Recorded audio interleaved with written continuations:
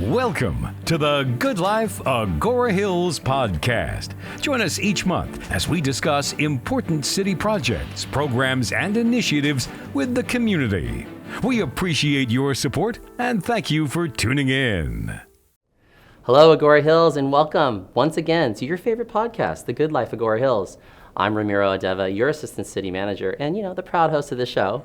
So let me break it down like this. When we think about the essence of Agoura Hills, what do you hear as to why people love this area, right? It's the schools, it's the community, but it definitely is the open spaces, the trails, all the environment, all of the wonderful things that are so unique to our area, and we have them right in the backyard. Now, that stuff doesn't take care of itself. And so today I'm so excited to be bringing our special guest onto the show who manages and leads an organization that really goes behind the scenes to take care of all these wonderful amenities, these natural environment amenities that you and I get to enjoy every day. So without further ado, it is my sincere honor to welcome our guest today. Put your hands together, Agoura Hills, for the one and only Superintendent for the Santa Monica Mountains National Recreation Area. Yes, ladies and gentlemen, the one and only Miss Jody Lyle. Let's go. Thank you. Thank you so much for having me. No, thank you so much for being here. Jody, I know that you're super busy. Obviously, like I said, we're going to have a great conversation about these, something that is so near and dear to all of our community's hearts. And so, I really appreciate you taking the time, especially as busy as you are. Absolutely. Glad to do it. So before we get into sort of the nitty-gritty about the NPS, which is the National Park Service, which I know I said that long sentence at the beginning, the Santa Monica Mountains National Recreation Area, but just for clarification, we can say NPS and we'd be talking about the same thing, right? Yeah. So before we get into the NPS a little bit, we want to get to know about you a little bit because I know that you're a very fascinating person. We'll get into that, but let me turn it over to you and maybe start with if you can describe how you came to the NPS, like what drove you to be a part of the NPS? Well, I grew up, I feel very lucky in a family that liked to go camping and do outdoors activities when I was growing up. And so I had exposure to that. But I'll say that my real kind of intellectual stimulation about national parks and conservation came in college. I took an elective course in my sophomore year that was called National Park History and Philosophy, and it was just a fascinating course led by a professor who I think just had this personal passion for parks, and it just instilled in me this incredible wonder of what the national park system is and the role it plays in our country and the world. And so I got really inspired by that, and then that summer I decided that I was going to go out and experience it for myself, and I got a job working in Yosemite Valley. And so as a college student between years, I spent that summer in Yosemite, and that just really cemented this desire that I wanted to work in this environment and in the outdoors. So I finished school and I got my first job working for the National Park Service, and as we say, wearing the green and gray. And my first park was at Joshua Tree National Park. And so from Joshua Tree, moved around the country, worked. Today, working at Santa Monica, it's my 8th park assignment, and so I've been in some really incredible places around the country. I worked at Sequoia and Kings Canyon National Parks, Glacier, Lassen Volcanic. I spent 8 years in the national office in Washington, D.C., working for our agency at that national, bigger level. Came back, spent 5 years at Yellowstone National Park, and then came back to Southern California, which is where I'm from. And so it was really thrilling to come back and be in Santa Monica Mountains. So it's a little bit of a homecoming? It is. And if I'm not mistaken, we're talking about all of that you described, about 30 years. Yes. Right? I mean, that's amazing. And, I think that we lucked out in that regard, obviously. Somebody that's got all of that experience, traveled all over the country and came back home. So welcome home. Thank you. Now, I have a little fun fact. I think this is going to be brought up in Jeopardy at some point in the future. But, my research team tells me that, even though that great background that you mentioned and your schooling and whatnot, that you have a background that includes a little bit of film into it.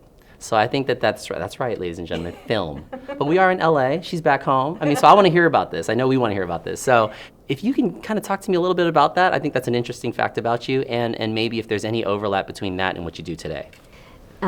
Your research team is right on point. I graduated from the University of California, Irvine with a film studies degree. And I really, at that point, wanted to make documentary films and was just really immersed in that whole visual communication field. I think that my degree gave me a really solid foundation in understanding the value of how important communication and education is visually with people and how powerful that can be. So I really wanted to make films for the National Park Service, and as a young 20-year-old just coming out of college, I kind of had this idea that, oh yes, I'm going to do that, but it was hard. There aren't very many jobs like that in the Park Service, and as I was researching and talking to Joshua Tree, they said, well, we don't have any film jobs, but we do have a job working in our environmental education program, working with kids. And to this day, I really don't understand why they gave me the shot, because that wasn't really my field of expertise, but I did accept the position, jumped in, fell in love with it, and taught kids at Joshua Tree for 6 years, and really never looked back. But it's fun now looking at from this perspective 30 years later. While that might have seemed like that film beginning didn't make much sense, it comes full circle, because when I ended up in the Washington office, one of the jobs that I had working for the Office of Communications was doing short film and video projects about the Park Service, both for the public, but also I hosted a podcast with the director of the National Park Service for a number of years when I was back in DC. So there was a moment where I sat at my desk one day in Washington, and I thought, oh my gosh, my film degree, I've come around, and I'm finally there. So it's fun, but it has been a great ride. The career is amazing, and I have enjoyed every bit of it. You're right in your element. This Yeah. is it. So, this is great. Okay, so as we mentioned, the new superintendent, well, new as in, what's new? Let's define new. So I've been in the role as superintendent for about 3 months now, but just as you know, I've been at Santa Monica Mountains for 4 years. I was previously the deputy superintendent in the park, and then I was promoted 3 months ago when David Zemansky left and became the regional director. And I don't know if many people know at home, but the first time that I ever got to work with Jody, we were doing that Chesbro Trail improvements, and I was just amazed at how professional you were, how organized you were, giving updates. I know the council very much appreciated the time that you spent. The whole team really did, and I saw how the team around you was really banded behind your leadership. So super impressed, which is another reason why I'm so giddy and excited that you're here today. So what I wanted to talk about a little bit on this next question is, as part of now that you're leading the NPS, can you give a perspective on your philosophies on how you effectively lead the organization moving forward, given those new responsibilities? I think my overarching sort of leadership philosophy is that it takes a village to do this kind of work, and we can find success in the realm of environmental conservation and recreation when we work together, when we build strong teams, coalitions, partnerships. As a leader and a manager, I believe in investing in people and trusting employees and providing opportunities for training and development, because all of that brings people to the table to tackle tough issues. And we all know, right, that we have some complex issues related to recreation and conservation in our area. And the way that we can sort of approach those challenges and find solutions is to get as many people to the table as possible, people with diverse viewpoints, different backgrounds, varying expertise. And so to me, it's really important to focus and invest in people and to give space as a leader to bringing those people in. I feel so lucky because we have an incredible staff at Santa Monica Mountains working with the National Park Service. Similarly, we have incredible partners.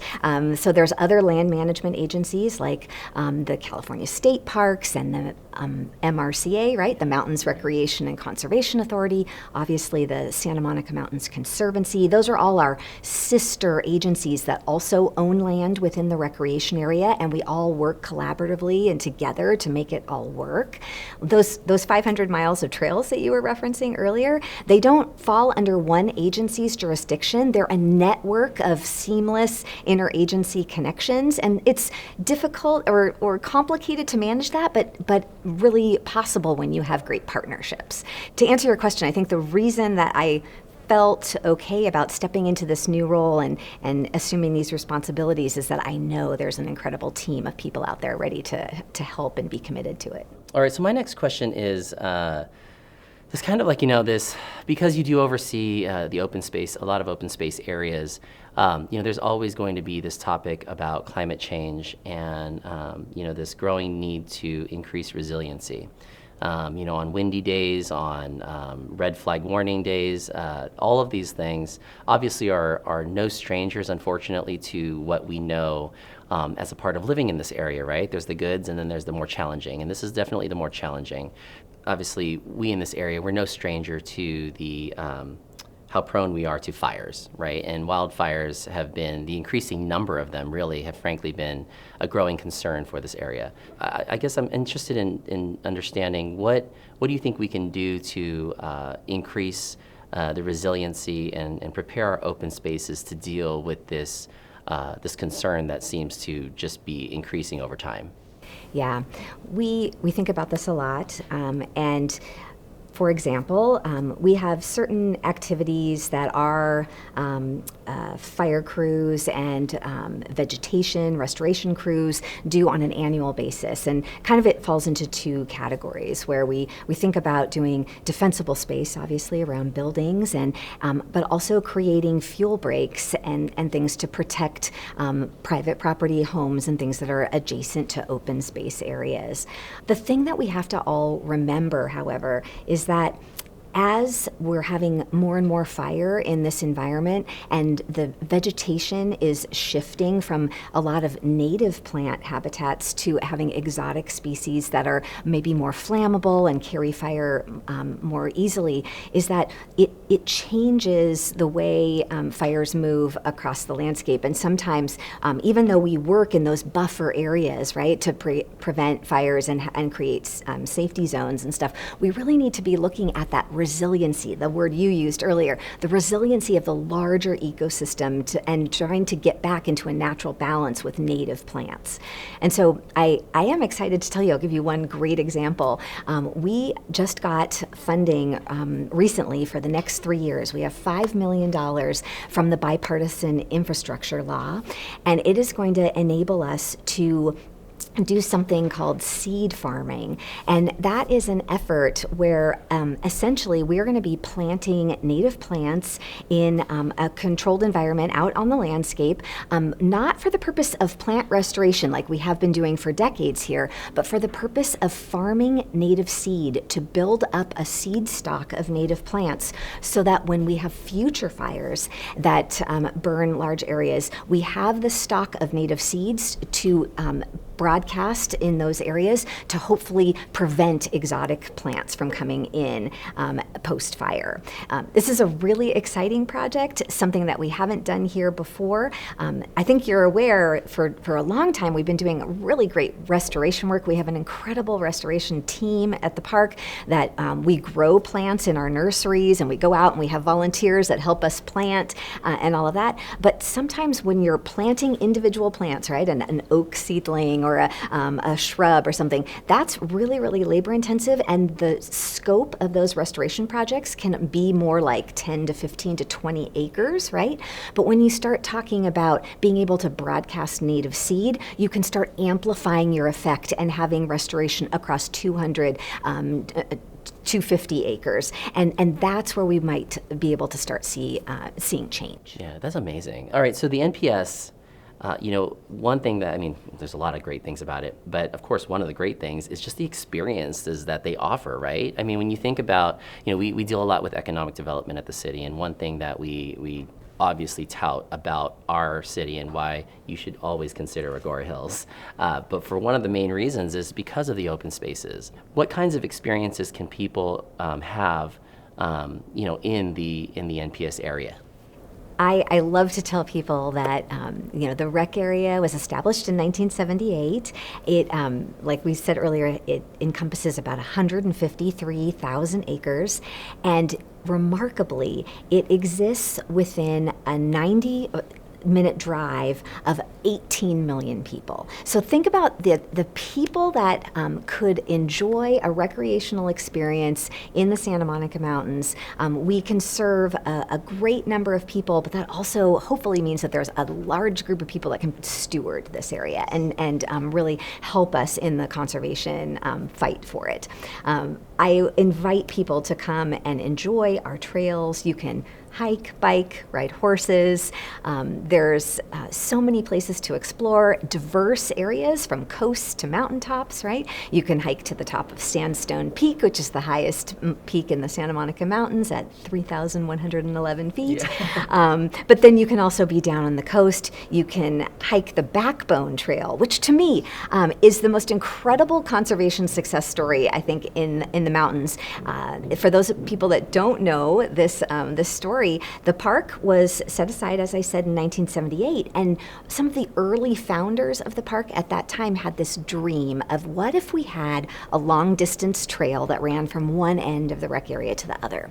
But at the time, this was just a dream because the land wasn't owned, there wasn't a plan or a route imagined. It was just this concept of a long-distance trail. Other places, other really traditional national parks have long-distance trails like this. And so the fact that these early founders kind of said, hey, you know what? It's not impossible here. Let's think about it.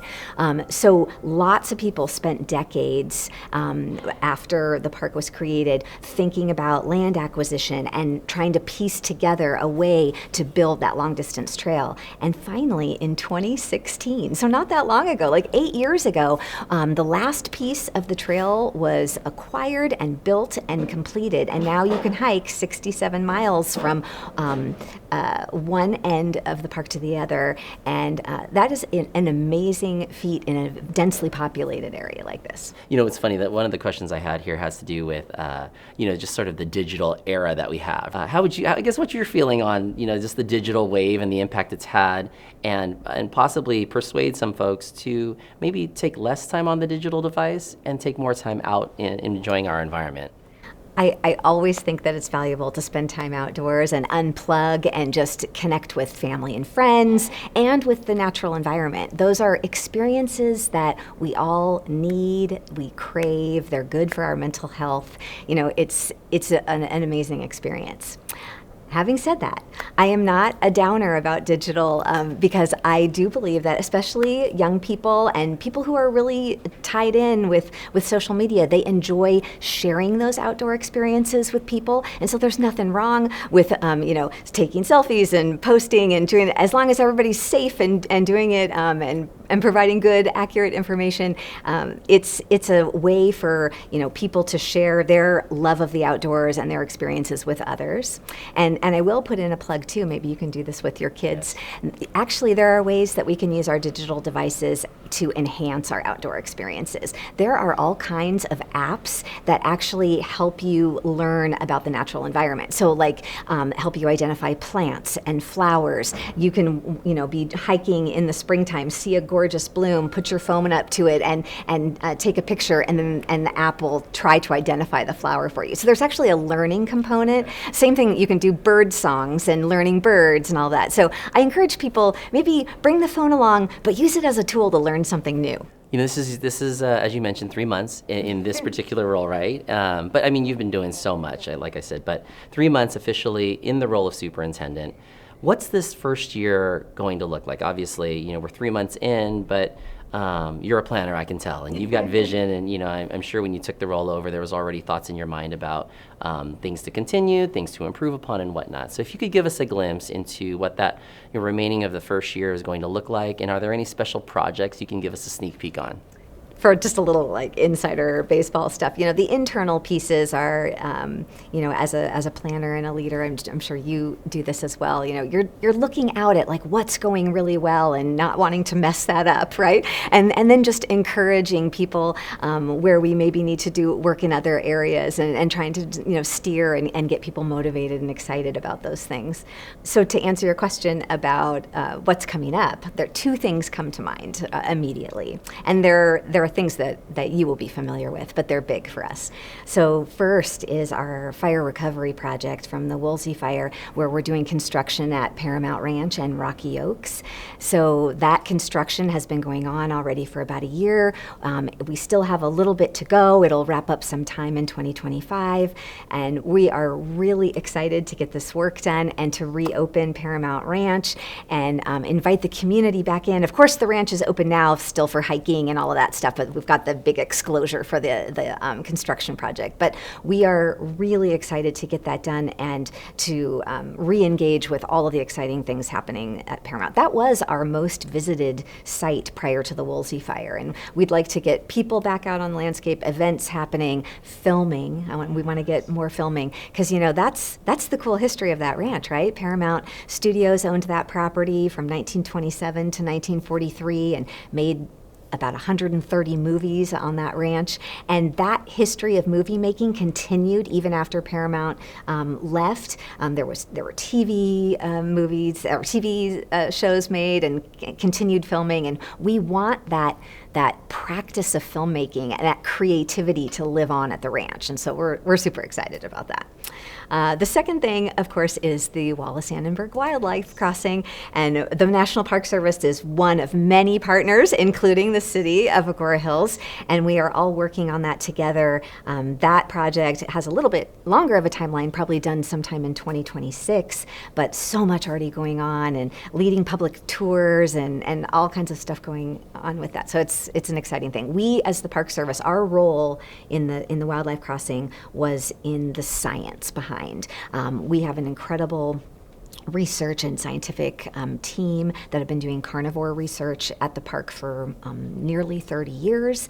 And it is that research that really told us what was happening with the mountain lion population and other species, and the fact that we were becoming genetically isolated because of the 101 freeway and the need for that crossing and to bring more genetic diversity into the mountain range. As people really dedicated to science and doing science and communicating about science, we're really excited that our work has spurred this incredible on-the-ground conservation project. Yeah, that's great. Super excited about all of that. So thank you for bringing that to light. And I'm glad to hear about Paramount Ranch. That was such a gem in the community, and it kind of goes along with like resilience a little bit too. I feel like the natural disaster came through.